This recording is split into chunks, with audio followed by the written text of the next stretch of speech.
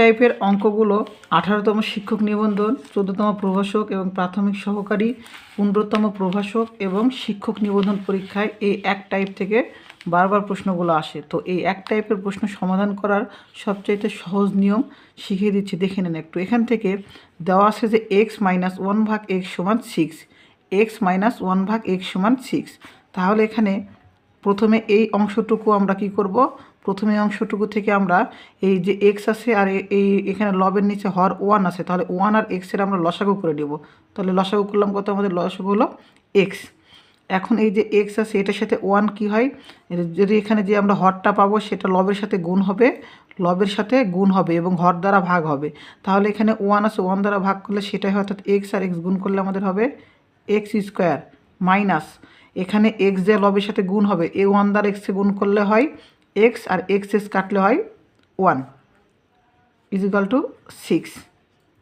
বা এখন AC square minus 1 ভাগ এক্স ইজিক্যাল টু 6। এখন আমরা এসি স্কোয়ার মাইনাস 1কে রেখে দেব, আর এই এক্স এখানে হরে আসে, হরে ভাগ আসে, এ পাশে যে 6 সাথে গুণ হবে। তাহলে আমরা এখান থেকে কী পেলাম, এসি স্কোয়ার মাইনাস 1 সমান সমান 6, এসি স্কোয়ার মাইনাস 1 সমান কী পেলাম 6x। ওকে, তাহলে এখানে যে এসি স্কোয়ার মাইনাস 1 সমান 6x পাইলাম, এবার এটাকে এখানে নিয়ে এসে বসাবো। এই যে দেখেন এসি স্কোয়ার আর এই যে আমাদের মাইনাস 1, তাহলে এসি স্কোয়ার মাইনাস 1 সমান লিখতে পারবো কি 6x। তাহলে এক্স ভাগ এসি স্কোয়ার মাইনাস 1 সমান 6x প্লাস 7x। এখন দেখেন তো এখান থেকে এক্স আছে, তাহলে উপরে থাকলো লবে এক্স আর এখানে 6x আর 7x। তাহলে এখানে যেহেতু দুইটা হচ্ছে আমাদের সদৃশ অর্থাৎ চলক সেম, এখন এই সংখ্যাদ্বয়ের কী হবে, যোগ হবে। 6 আর 7 যোগ করলে 13x। ওকে, তাহলে লবে এক্স আর হরের এক্স কাটা, তাহলে এখানে থাকলো কত, এখানে 1, সংখ্যা সহগ আছে 1 আর নিচে থাকলো হরে 13। এই আমাদের 1/13 অর্থাৎ 1/13, এটাই হলো উত্তর।